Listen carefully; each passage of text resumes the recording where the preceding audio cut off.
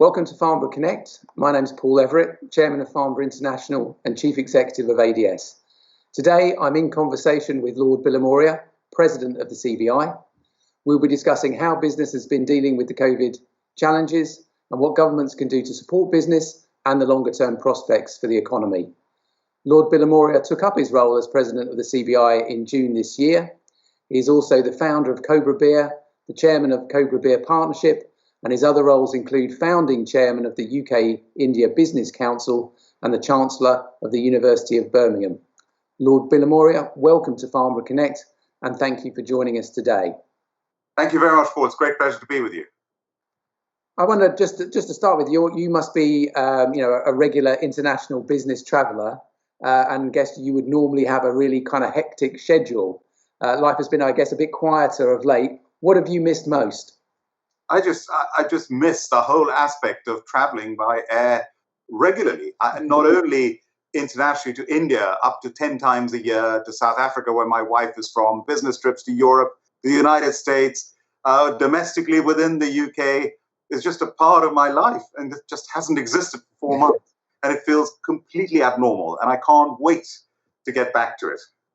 Well, I think there's a lot of us who are watching today who will be feeling very similar to that.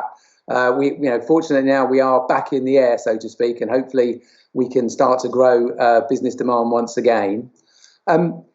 We are in July, and the sort of COVID crisis has been now with us for at least 6 months.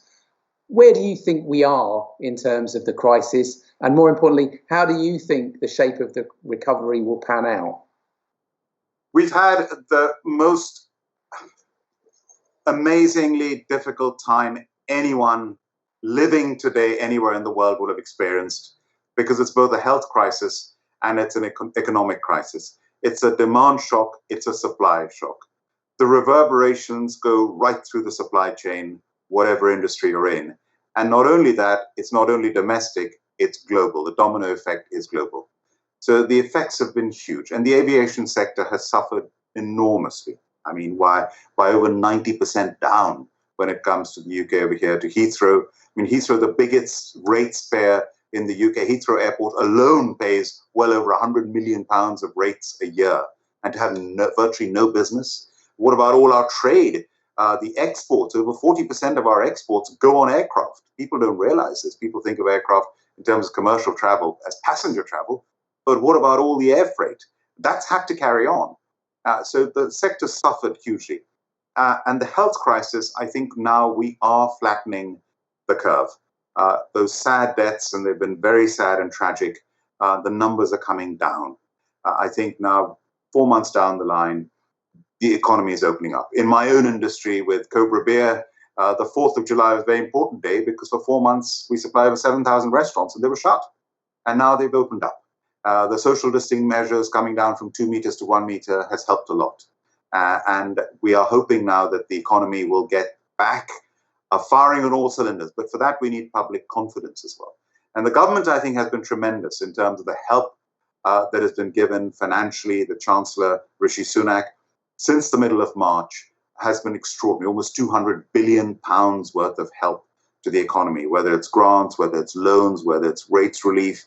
Again, not to all sectors. The rates relief has been to hospitality and retail, but not to airports, not to manufacturing. And we at the CBI have saying we need to widen that rate relief that needs to be given to all sectors to help the economy. And we are seeing the challenges around COVID around the world, and I think everyone recognises that every government is having to grapple with the impacts that we've seen. You mentioned it there, but how do you rate how the UK is doing? And from your own perspective, what more do you think they need to do?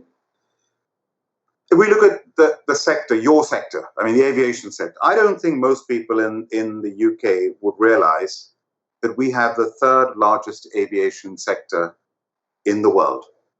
I don't think most people realize this sector employs nearly 250,000 people in this country. And I don't think they realize that we have the second largest manufacturing, the aerospace manufacturing sector, and that's produced over £44 billion of exports, almost £50 billion of export. That's more than our defense expenditure per year. So it's a huge sector. It's very relevant to us. So it's one example of British excellence that needs support. And when people talk about our economy, we say, oh, manufacturing. Well, manufacturing makes up 10% of our economy. And aerospace manufacturing is one of our shining jewels of world-class excellence that we have. We've got to help the sector. If it needs the help, the government's got to give the help. And I think they have given a lot of help. I mean, the loan schemes that have existed, the bounce back loan schemes, those 100% guaranteed by the government, have saved over 1 million small and medium-sized enterprises. That's been fantastic. Thousands of jobs, thousands of businesses have been saved thanks to those loans. So I think government has iterated. It's listened. When there's more help needed, it has given it. The job retention scheme, with 9 million people, 9 million jobs have been saved through that scheme. So I think they've done about looking ahead. The biggest worry is unemployment. And in the way that we flatten the health curve, the disease curve, we've got to flatten the unemployment curve. We cannot look ahead and have 3 million people unemployed. We cannot look ahead and have youth unemployment. And I have seen 20 years ago when I started my public life, I was on the National Employment Panel. And I remember visiting job centers around the country. I remember seeing areas of this country where 3 generations in a family have never worked.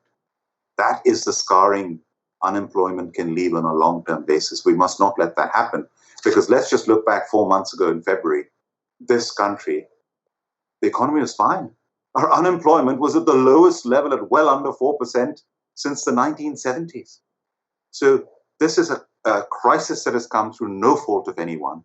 And we've got to help businesses survive and get the economy back on its feet. And it's not going to be easy, getting confidence back, getting people confident to come back into the shops, into the restaurants, go back to work, get on the planes, travel. We need that. Yeah, I think we would all agree with that. I think that confidence is going to be really important. The government has kind of started to signal its kind of longer term ambitions for the economy.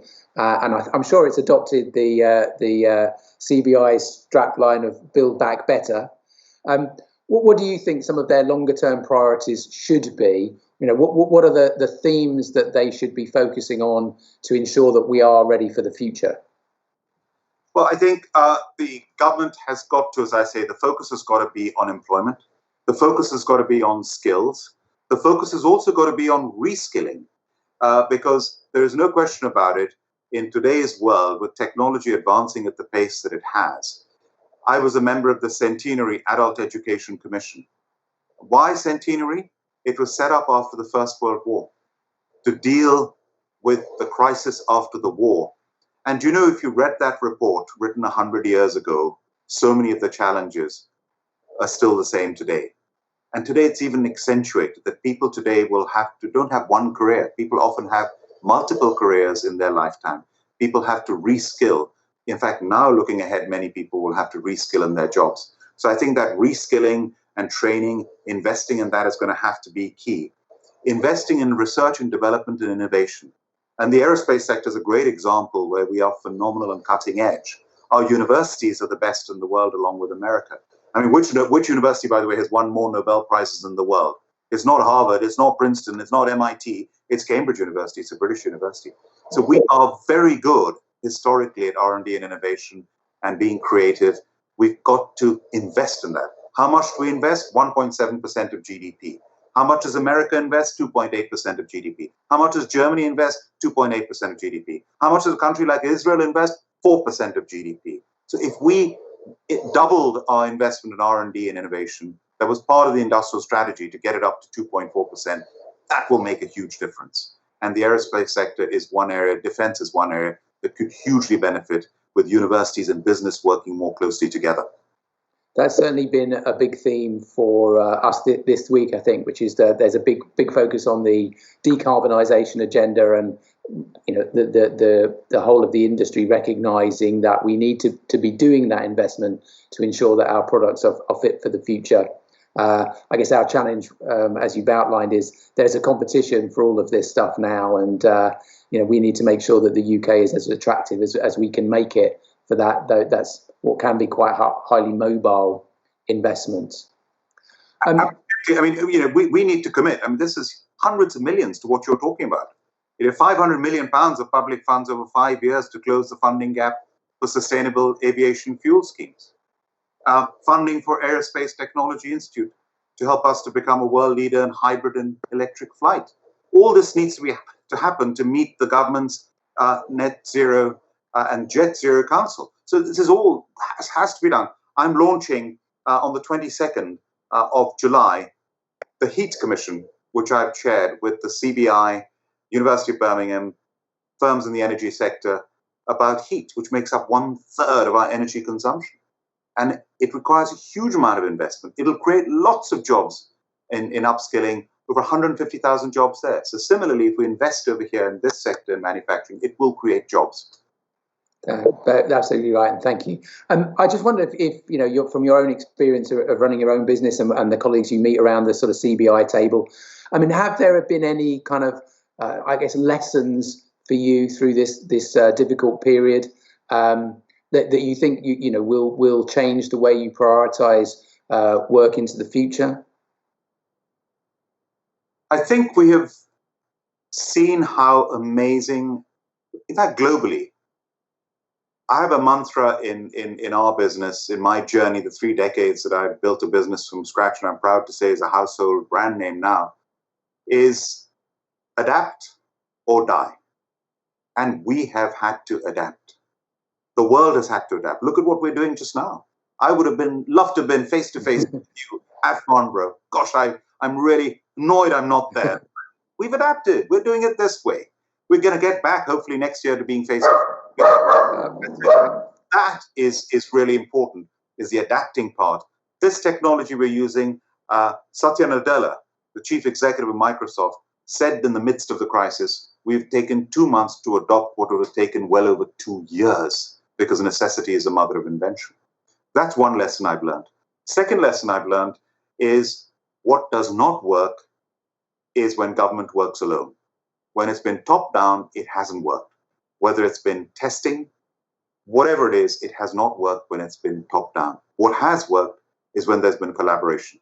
Look at when we marveled at China building a hospital from scratch. I can still picture those films on TV of those bulldozers in China building a huge hospital from scratch in days. And we said, oh, only the Chinese could do that. Well, we did it.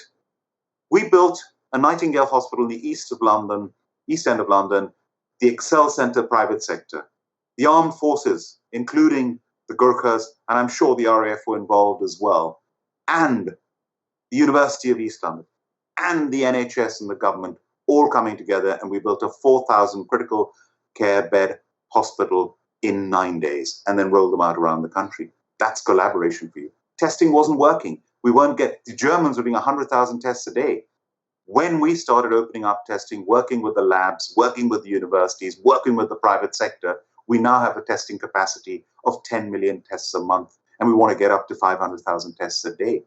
The vaccines, it's working. Why? Because it's Oxford University collaborating with AstraZeneca together, and we're ahead of the race. Fingers crossed we'll have a vaccine soon. And then global collaboration, partnering with India, with the Serum Institute, with the Poonawallas, the largest vaccine manufacturers in the world, ready for AstraZeneca to produce 1 billion doses as soon as the trials are effective. So that's the power of collaboration. My wife is South African, and the African saying, you want to go fast, go alone. You want to go far, go together. We've got to go far together.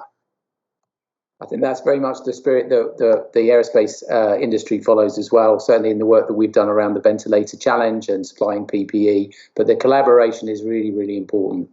It's been great to talk to you. I've got a one final question, which is that, so you said you missed all aspects of travel, and particularly by air. Do you have any good aircraft or airline stories for us?